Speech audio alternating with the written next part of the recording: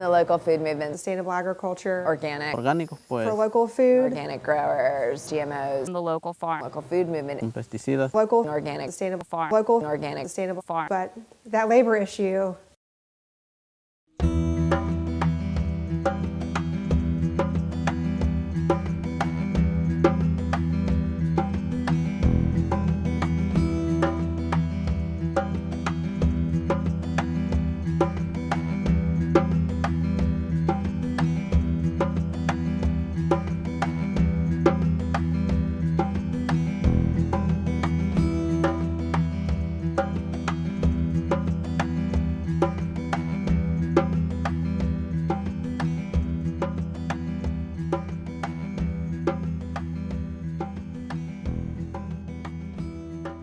Mi nombre es Juan López Cervantes y vengo del estado de Oaxaca, México. Bueno, pues trabajamos en la agricultura, en temporadas de tomate.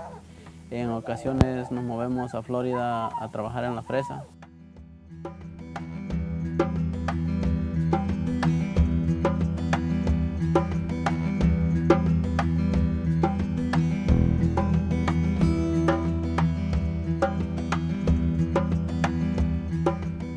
En realidad, en veces las personas no nos fijamos por quiénes producen y quiénes lo hacen. Lo que a uno le importa o le interesa es ir al mercado, encontrar el producto, comprarlo, ir y consumirlo y así sucesivamente. Y no están pensando quién lo hace ni quién lo produce, porque a ellos lo que les interesa es obtener el producto y comprarlo y ya es todo listo.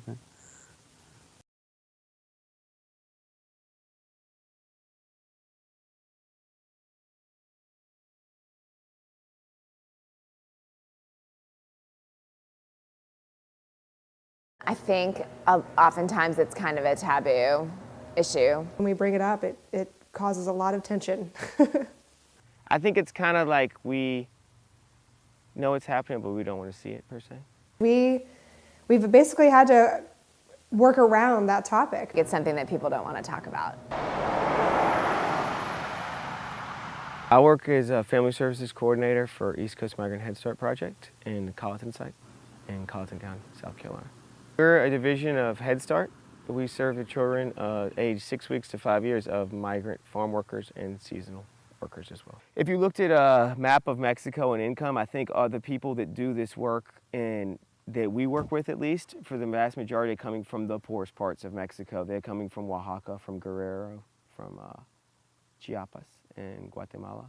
I think a lot of the families I've spoken to came to the United States because maybe they weren't allowed to get the education that they wanted or were interested in getting.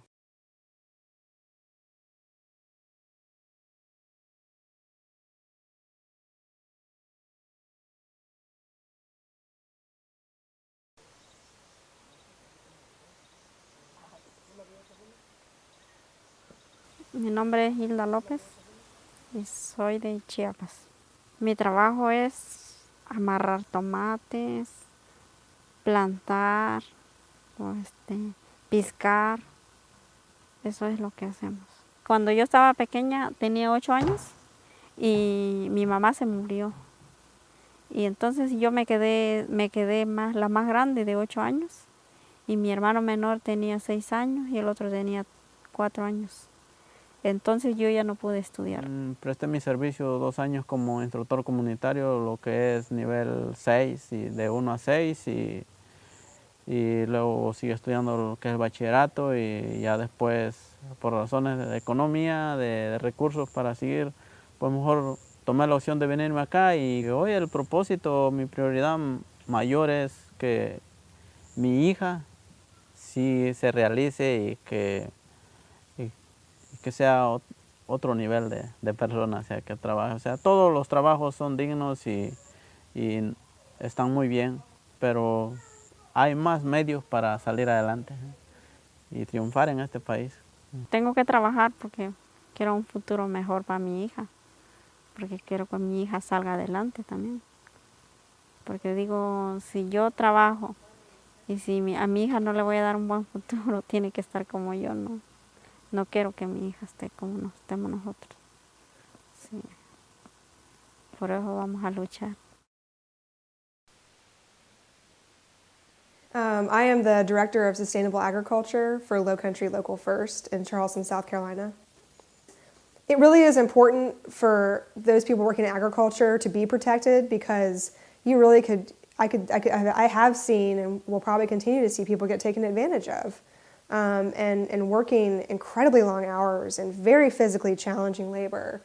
And you know, I don't think there's a lot of malicious intent there. It's just if someone's willing to work that hard, that long for that pay, people will take advantage of that. And that's, you know, it's a mix of empowering the workers and educating the employers, but not alienating the two.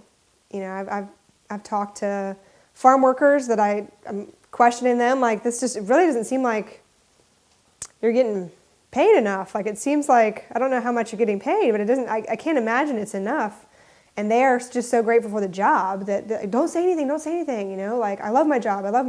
And that's why a lot of farmers and farm workers won't talk to public organizations because they don't want to lose their job because this is their only opportunity.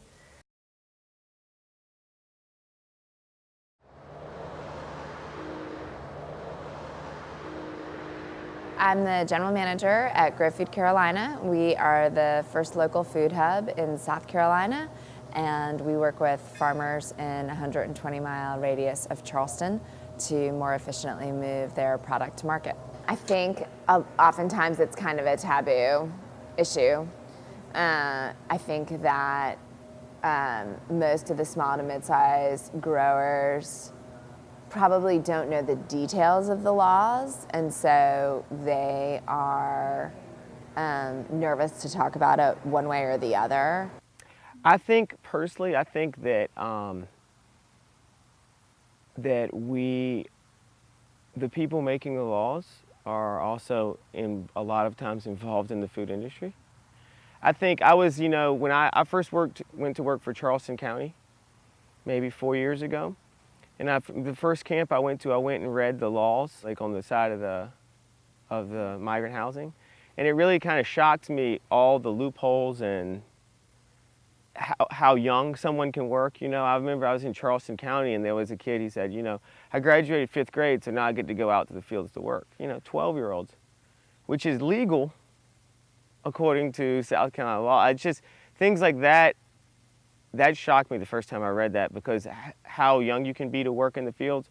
You know, if you live in a city, you're not going to be a job till you're at least 15 or 16, but if you're out with your family in the fields, it really changes how you can work.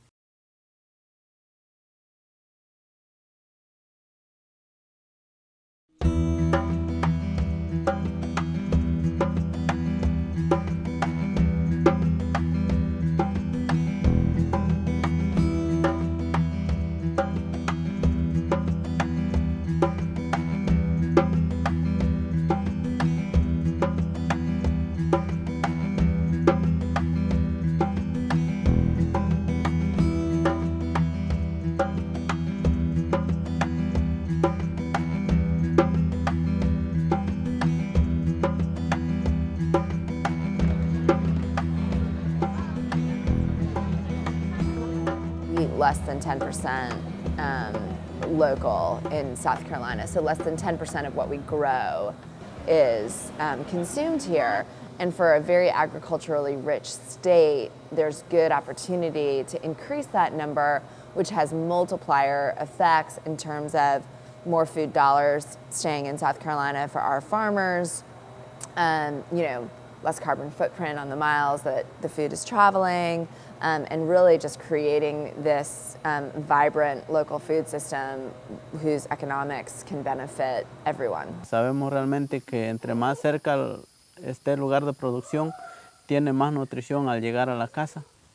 Pues en México todo era orgánico, porque allá no se acostumbra uno que estamos sembrando orgánico, o sea, simplemente tú cultivas y trabajas y comes y listo, ¿sí? Pero ya después cuando uno ya se mete a lo que es la ciencia, ya empiezan a decir que este producto es orgánico, es de pesticidas y todo eso, y pues en México no se acostumbra a hacer la diferencia porque estamos acostumbrados a comer lo que producimos.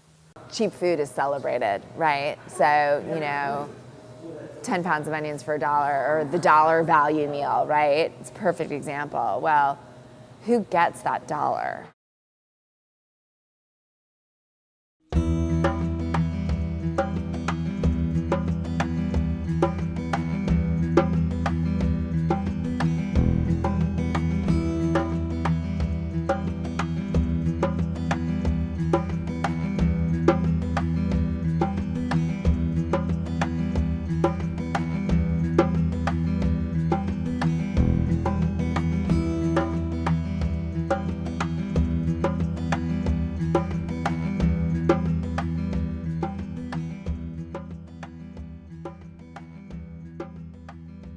How do you make a consumer understand what it takes? And I think if more folks understood, they would pay more and they would be more apt to want to understand what a farm laborer, farm worker looks like. Sí lo saben por medio de información en la televisión y todo eso, pero realmente no saben cuál es la realidad de dónde está saliendo, ¿no? Simplemente saben que los trabajadores migrantes cultivan y recogen y todo, pero realmente no saben cómo se está produciendo. You get to know these farmers, then you can know their food, you know their operation, you know how they pay their labor. Those are questions that you would ask a business. As a farmer, you know, consumers can really go to them and ask them, what are your production practices? You know, who's working for you? How do you pay them? And that's going to get that in the forefront of their mind. I'm not going to say you're going to get a great reaction, but it's a question it's a fair question to ask as a consumer.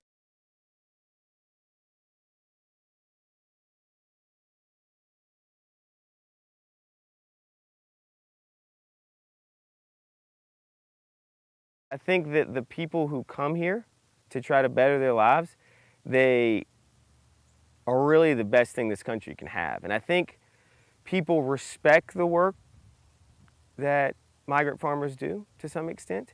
I think they enjoy paying not a lot for their vegetables as well, and I think that might be a hard, you know, that's probably where the issue comes together. But I think if people educate themselves, do what they can to help, you know, I think that it will improve.